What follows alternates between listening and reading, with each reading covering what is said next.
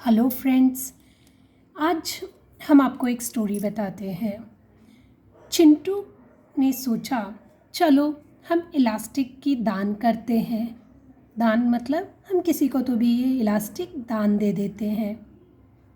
Sorry हम लोग क्या कर रहे हैं, factors affecting elasticity of demand. लेकिन जो मैंने इससे पहले आपको कहा उसका लिंक हम अभी इधर लगाएंगे। ओके, तो factors affecting elasticity of demand की जब हम बात करते हैं तो सबसे पहला जो फैक्टर है वो है कॉम्प्लीमेंट्री गुड्स। अब कॉम्प्लीमेंट्री गुड्स का मतलब वो होता है जो हमें एक चीज़ जो दूसरे के बगैर अधूरी है। अभी इसका अगर एग्जाम्पल लिया जाए तो जैसे पेट्रोल और कार। अभी हम देखते हैं कि मेरे पास तो कार है, मैंने कार की तो डिमांड कर ली, लेकिन अगर पेट्रोल की प्राइस थोड़ी भी ऊपर नीचे होती है तो क्या मैं कार की डिमांड बंद कर दूंगी? नहीं। तो इसकी प्राइस का, पेट्रोल की प्राइस का कार की डिमांड पे ज़्यादा इफ़ेक्ट नहीं होता है। इसीलिए हम कह सकते हैं कि कॉम्प्लीमेंट्री गुड्स जो है उनका कैसा इलास्टिसिटी रहता है, in elastic. So the demand for complementary goods usually have inelastic demand. Okay. Next is habits. अब habits मतलब वो जिसकी लत हमें लग जाए, जिसकी हमें आदत है। जैसे एग्जाम्पल के तौर पे लिखा जाए तो सिगारेट या फिर लिकर। अब लिकर का मतलब शराब होती है। जिस चीज़ की लोगों को एडिक्शन हो जाती है उस चीज़ के लिए प्राइस जो भी हो जाए वो डिमांड तो करेंगे ही। इसे हम कहेंगे इनइलास्टिक। इलास्टिक कब होती थी? जब प्राइस बढ़ गई तो उन्होंने सिगरेट या लीकर पीना बंद कर दिया होता, लेकिन अभी उन लोग ये तो बंद नहीं कर रहे। इसका मतलब जब हैबिट्स होती है उसकी डिमांड जो है वो यूजुअली इनइलास्टिक होती है। Next, income of a consumer.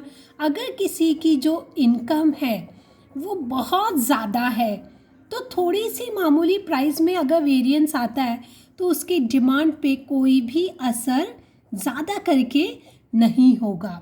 इसका मतलब हम देख लेते हैं कि इलास्टिसिटी जो है वो जिस इंसान की इनकम बहुत ज़्यादा है उसकी इलास्टिसिटी कैसे होगी, तो वो हो जाएगी इनइलास्टिक। उसको कोई फ़र्क नहीं पड़ने वाला अगर थोड़ी कीमत बढ़ती है या थोड़ी कीमत घट जाती है। तो वैसे ही हम लोग देखते हैं कि कोई इंसान है उसकी इनकम जो है वो बहुत कम है। We are not talking about very poor people. उनके बेचारों के पास बहुत पैसा नहीं है। उनके साथ क्या हो जाता है कि जो डिमांड है उधर भी इनइलास्टिक होती है। क्यों? क्योंकि उनको थोड़ा सा ही पैसा उनके हाथ में होता है, भले ही कीमत बढ़े घटे, उनको जितना बेचारों को लेना है वो उतना ही लेते, क्योंकि उनकी डिमांड यूजुअली ऑटोनमस डिमांड रहती है, या हम कह सकते हैं मिनिमल डिमांड्स रहती है जो कंप्लीट उन्हें करनी ही पड़ती है। Nature of commodities. अब नेचर ऑफ कमोडिटीज़ को हम दो भागों में बांट सकते हैं। एक है नेसेसरी कमोडिटीज़ जिनकी हमें ज़रूरत है, जिसके बगैर हम नहीं रह सकते, और दूसरी है लग्जरी गुड्स। अब नेसेसरी का एग्जाम्पल हम ले लें, मेडिसिन हो गई, फूड, क्लोथिंग, शेल्टर हो गई। तो इसमें क्या होता है कि प्राइस बढ़े घटे डिमांड उतनी की उतनी ही रहती है। तो हम कह सकते हैं the demand for necessary goods is usually price in elastic. लेकिन लग्जरी गुड्स जैसे कार हो गई या डायमंड रिंग हो गई, ये सब लग्जूरियस चीज़ हो गई, तो उनकी जो डिमांड है वो यूजुअली इलास्टिक होती है। क्योंकि अगर प्राइस बढ़ जाए तो जो डिमांड कर रहा है वो क्या बोलेगा, ठीक है मैं डिमांड पोस्टपोन कर लेता हूँ, आगे चल के कभी तो भी खरीद लूँगा, तो वो इलास्टिक हो जाती है। ओके, तो टाइम पीरियड। अब टाइम पीरियड को हम लोग वापस दो भागों में देख रहे हैं। एक है जिसे हम कहेंगे लॉन्ग पीरियड और दूसरा जो है उसे हम कहेंगे शॉर्ट पीरियड। अब लॉन्ग पीरियड क्या होता है, काफ़ी लंबा अरसा, बहुत लंबा समय, जिसमें जो डिमांड करने वाला है, जो कंज्यूमर है, वो क्या कर सकता है, ऑल्टरनेटिव्स ढूंढ सकता है कि भाई इसकी कीमत बढ़ गई तो इससे सस्ती कोई चीज़ है क्या, तो मैं उसकी डिमांड कर लूँगा। तो वो यहाँ पे क्या करता है, जो डिमांड है वो पोस्टपोन कर लेता है या आगे की ओर लेने की सोचता है। तो इसका मतलब यहाँ पे डिमांड जो है वो इलास्टिक हो जाती है। वो बोलेगा डिमांड अभी प्राइस बढ़ रही है तो मैं डिमांड जो है वो बाद में कर लूँगा। लेकिन वही अगर शॉर्ट पीरियड है तो उसके पास कोई और ऑप्शन नहीं होता है, तो ये जो डिमांड है वो यूजुअली लेस इलास्टिक रहती है। उसके पास बाहर ढूंढने के लिए, ऑल्टरनेटिव ढूंढने के लिए चांस ही नहीं होता। उसको जो कीमत है उस पे वो उसको सामान खरीदना रहता है।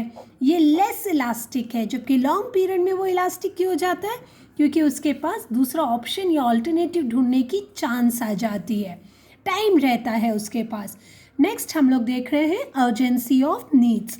अगर किसी चीज़ की हमें बेहद ज़रूरत है, जिसकी हमें अर्जेंट नीड है, हमें अभी के अभी वो चाहिए, एग्जाम्पल के तौर पे ले लेते हैं जैसे मेडिसिन्स है। तो इसमें क्या हो जाता है मेडिसिन्स में कि आप जाके उसको ख़रीद लेते हैं, जो कीमत बोले वो उस कीमत पे हम इसे ख़रीद लेंगे। इसका मतलब डिमांड क्या हो जाती है? इनइलास्टिक। इनइलास्टिक का मतलब आप वो चीज़ खरीदते हैं, प्राइस जो कुछ भी हो हमें उससे कोई लेना देना नहीं है, हम वो चीज़ खरीदेंगे, मतलब खरीदेंगे। तो मेडिसिन्स जो है उसकी अर्जेंट नीड हमें है, तो वो डिमांड जो है वो इनइलास्टिक है। हम ऐसे तो नहीं कह सकते कि अभी मेरा सिर दुख रहा है और मैं बाद में जाके जब उसकी प्राइस कम होगी तब जाके दवाई खरीदेंगे, ऐसे तो नहीं बोल सकते। जब आपको उसकी ज़रूरत है तभी आप जाके उसको खरीदते हो, जो कीमत होगी उसके लिए आप उतना ही डिमांड करते हो। तो अगर अर्जेंसी है तो डिमांड विल बी इनइलास्टिक। लेकिन अगर आपको उसकी अर्जेंट नीड नहीं है, आप सोचें बाद में कभी भी खरीद लेंगे तो भी चल जाएगा। यूजुअली बच्चे लोग क्या करते हैं, किताबें अभी नहीं मिल रही ना, ठीक है हम बाद में ख़रीद लेंगे, क्योंकि आपको उसको इतनी इंपॉर्टेंस नहीं देते हो आप, तो उसमें क्या हो जाती है, इतनी अर्जेंट नीड नहीं है, तो ये क्या हो जाएगी, इलास्टिक हो जाएगी। आप रुकोगे क्या कि कीमत कब कम होगी तब हम खरीदेंगे? नहीं। पर यूजुअली हम इसकी बात कर रहे हैं लग्जरी गुड्स की। वो तो एक जोक था लग्जरी की, जिसमें गुड्स अर्जेंट नहीं होती है, हम तब तक रुकते हैं जब तक उसकी कीमत कम न हो जाए, हम हमारी डिमांड पोस्टपोन कर देते हैं for a fall in the price of the product. Okay, next is durability. अब ड्यूरेबिलिटी का मतलब होता है टिकाऊ। ड्यूरेबिलिटी एक और है, और इसका अपोजिट वर्ड हम लोग क्या यूज़ कर सकते हैं, तो पेरिशेबल। पेरिशेबल मतलब जो ख़राब हो जाती है, जैसे आपकी फ़िश हो गई, वेजिटेबल हो गई, या फिर आपका फ्रूट्स हो गए, ये जो टिकाऊ नहीं है उसे हम लोग कहते हैं पेरिशेबल। ड्यूरेबिलिटी के पास वापस जाते हैं। ड्यूरेबिलिटी मतलब टिकाऊ, हम आज नहीं तो कल खरीद लेंगे, उसकी प्राइस जैसे अगर कम हो जाएगी तब हम खरीदेंगे। इसका मतलब ये क्या हो गई, इलास्टिक। जिसको आप पोस्टपोन कर सकते हैं उसे कहते हैं इलास्टिक। लेकिन पेरिशेबल गुड्स जो ख़राब हो जाती है तो हम उसके लिए ज़्यादा डिले नहीं कर सकते, तो उस केस में ये जो डिमांड है वो हो जाएगी इनइलास्टिक। अवेलेबिलिटी ऑफ सब्सटीट्यूट, ये वापस एक इम्पॉर्टेंट फैक्टर है जिसके ऊपर इलास्टिसिटी ऑफ डिमांड, जिसको फैक्टर पे डिपेंड करता है। सब्सटीट्यूट का मतलब है एक की जगह पे हम दूसरे को यूज़ कर सकते हैं। अगर एक कमोडिटी है उसकी सब्सटीट्यूट है तो उसका क्या हो जाएगा, डिमांड इलास्टिक हो जाएगा। क्योंकि अगर हमारा जो क्वेश्चन में कमोडिटी है उसकी प्राइस बढ़ जाती है तो फटाक से उसका डिमांड भी कम हो जाएगा, क्योंकि लोग सब्सटीट्यूट खरीदने जाएंगे। एक एग्जांपल लिख लेते हैं, टी और coffee. Tea is a perfect substitute. You can't say perfect, but it is a substitute of coffee, and coffee is a substitute for tea. अगर टी की प्राइस बढ़ती है तो लोग कॉफ़ी की डिमांड जो है वो बढ़ा देंगे, इसकी डिमांड क्या हो जाएगी, टी की कम कर देंगे। तो ये जो फटाफट हो जाता है, थोड़ी सी भी कीमत अगर चाय की बढ़ जाती है तो लोग कॉफ़ी पीना शुरू कर देते हैं। तो इसका मतलब demand for T is elastic. The other way also you can say the demand for coffee is also elastic, because coffee is also a substitute of T and tea is a substitute of coffee. Okay, now we go to the next one, which is number of uses. If a commodity can be put to single use, एक ही use है उसका, उसके बगैर उसका कोई use नहीं है, उस केस में जो डिमांड है वो लेस इलास्टिक होती है। मतलब वो इलास्टिक नहीं है, आपको उसके बगैर नहीं रह सकते आप, तो दैट इज़ लेस इलास्टिक। और जो हम देखते हैं जो मल्टीपल यूज़ है, मल्टीपल मतलब एक ही चीज़ को आप अलग अलग यूजेस में कर सकते हो, उसे कहते हैं मल्टीपल यूजेस। जैसे एग्जांपल ले लो, मिल्क है, आप मिल्क को पी भी सकते हो, आप उसकी आइसक्रीम बना सकते हो, आप उससे कर्ड दही बना सकते हो, उससे बटर बन सकता है, या फिर उससे अलग अलग तरीके की स्वीट्स बनाई जा सकती है। तो एक मिल्क को आप अलग अलग यूजेस में यूज़ कर सकते हो। उस केस में demand for milk will be more elastic. क्यों मोर इलास्टिक? अगर मिल्क की कीमत ज़्यादा हो जाती है, बढ़ जाती है, तो आप क्या करोगे? आप बोलोगे ठीक है मैं कर्ड नहीं खाएंगे, हम लोग स्वीट्स बना के खा लेंगे, तो आप उसकी डिमांड जो है वो कम कर लोगे। Clear with this? और अगर मिल्क सस्ता हो जाएगा तो आप क्या बोलोगे? ठीक है और मिल्क खरीद लो, इसको बटर बन रहा है, आइसक्रीम बन रहा है, तो क्यों ना मैं चीज़ भी घर पे ही बना लूँ। ओके, तो आप उसको अगर मल्टीपल यूज़ है तो वो मोर इलास्टिक हो जाता है, और सिंगल यूज़ है तो वो लेस इलास्टिक होता है। स्टोरी ख़त्म करते समय हम वापस हमारे स्टार्टिंग के पास जाते हैं। हमने कहा था चिंटू दान देता है। अब देखिए, चिंटू दान, CHINTUDAN, ये हमारे सब फर्स्ट अल्फ़ाबेट्स है। जैसे कॉम्प्लीमेंट्री गुड्स हो गया, हैबिट्स हो गया, income, nature of commodities, time period, urgency of needs, durability, availability of substitutes and number of uses. हर एक का पहला अल्फ़ाबेट जो है उसी से हमने ये कोडिंग की हुई है, विच इज़ चिंटू दान।